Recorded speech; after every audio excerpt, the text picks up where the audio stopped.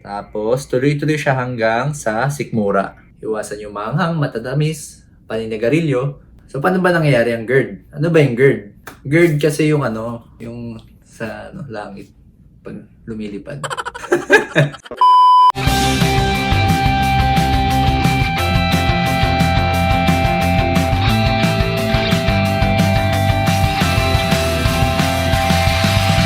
Hi everyone! Welcome back to my channel. Sa mga bago dito at sa mga hindi pa nakakilala sa akin, ako nga pala si Dr. Alvin Francisco, isa akong doktor na naka-base dito sa Philippines. So today, yung pag-usapan natin, isa sa mga common na sakit ng mga Filipino, nabasa ko kasi ito sa mga comments sa recent upload ko, meron doon nag-comment, Doc, ano po ba yung Barrett's esophagus? Ano po ba nagkakos nito at ano ang mga simptomas nito? At saktong-sakto rin dahil bigla na lang pumutok sa social media itong sakit na to. Ang mga mababanggit ko dito ay for general education purposes only. Hindi ito substitute sa pagpapakonsulta sa isang espesyalistang doktor. Mabilisan lang, wala nang paligoy-ligoy pa. Let's start.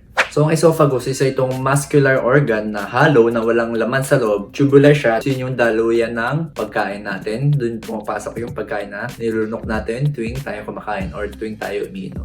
Kasing haba ng 0.3 meters or sa isang metro, hatiin nyo ng tatlo, siguro ganun kahaba. So, ito yung bibig natin. Tutuloy yan dito sa may lalamunan.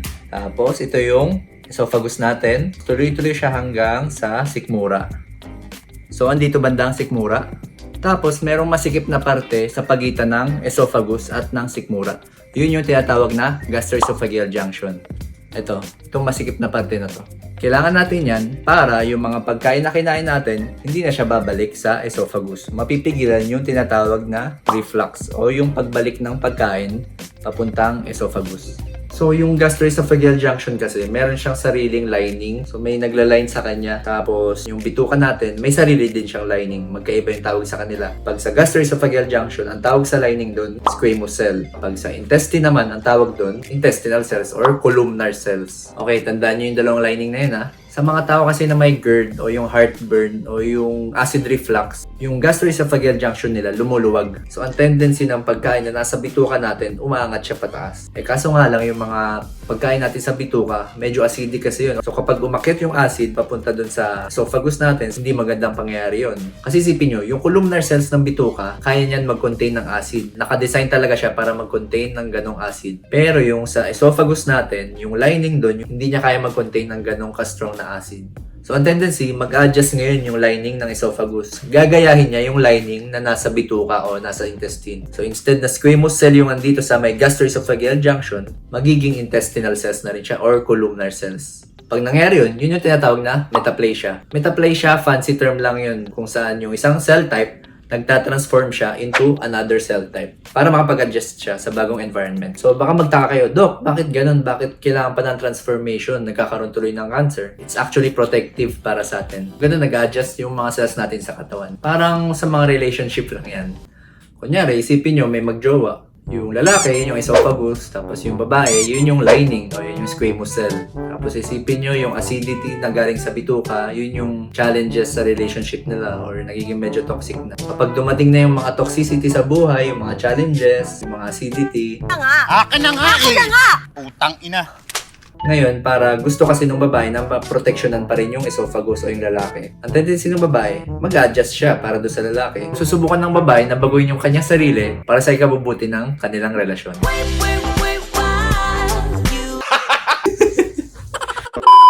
Or sa mga nagigitara, kapag bago ka sa pagigitara, yung mga daliri mo dito, diba wala pa silang kalyo sa umpisa, smooth pa siya.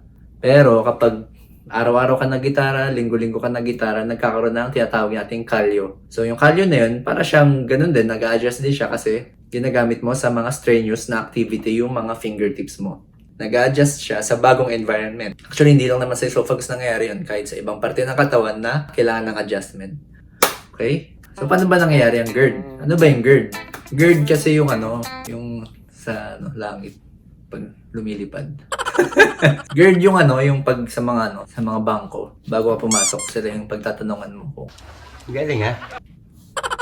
GERD or gastroesophageal reflux disease. Nangyayari to kapag, yun nga, nabanggit ko kanina, kapag lumuluwag yung gastroesophageal junction. Common to sa mga umiinom ng alak, sa mga umiinom ng kape, sa mahilig sa chocolates, mahilig sa maanghang, mahilig sa maasim. Kasi itong mga pagkain na to, ito yung usual na nagkukos ng pagluwag ng gastroesophageal junction. So kapag madalas kang uminom ng kape, maanghang, maasim, kapag sobra-sobra, pwede kang magkaroon ng GERD. Ano yung mga usual na simptomas o usual na nararamdaman ng mga pasyente may GERD? Dito na papasok yung tinatawag na heartburn. Parang meron kang mainit na nararamdaman sa likod ng dibdib mo. Tapos minsan, kahit hindi heartburn, minsan may masakit dito sa dibdib. Sa dibdib. Kaya yung parang may nalalasahan kang maasim, yun na yung acid na umakyat galing sa bituka mo.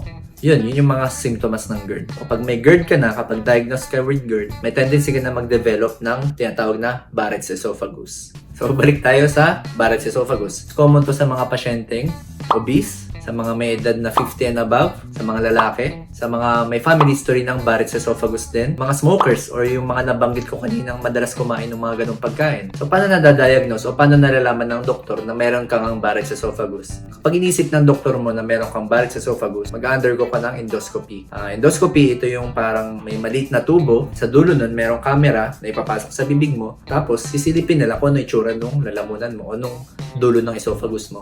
So, baka magtaka kayo, Dok, bakit sa social media may nababanggit na pre-cancerous daw yung Barrett's esophagus?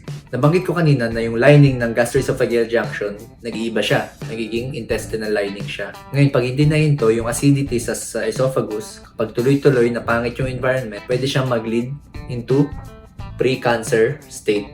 Ngayon, kapag hindi pa rin nahinto ito, kapag sobrang taas pa rin ang acid dun sa area na yun, pwedeng mag-lead into cancer.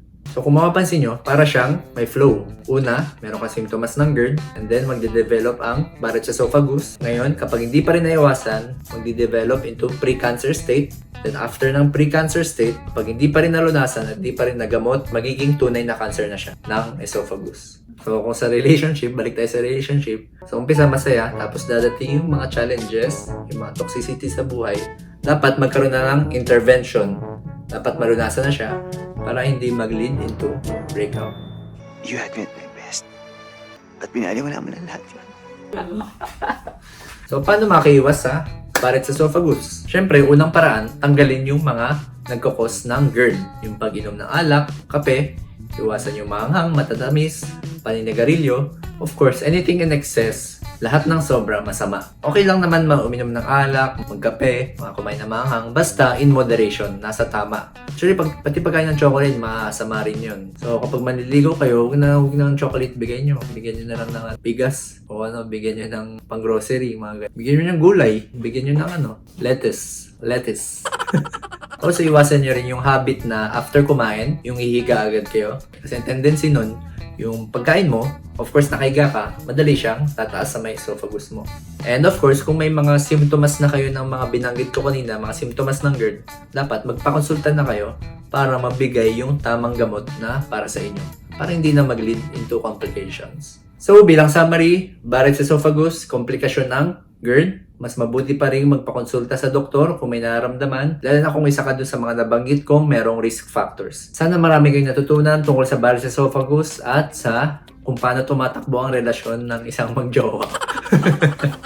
So I guess dito na natin tatapusin ang video na to. Sana marami kayong natutunan kung paano makaiwas sa Barrett's esophagus. So kung nagustuhan nyo yung gantong type ng vlog na short lang, na mini lecture sa mga trending or sa mga diseases na kung anong gusto nyo malaman, please let me know kung nagustuhan nyo. Mag-comment kayo sa baba. And kung hindi ka pa nakasubscribe sa channel ko, please show your support. Please subscribe. Bago ko makalimutan, mega shoutout kay Dr. Jun Solomon. Lagi ko nakakalimutan.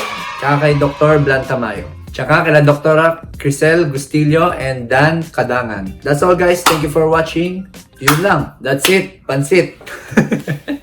And if you want to know more about their products, you can visit their FB page. Kadiri.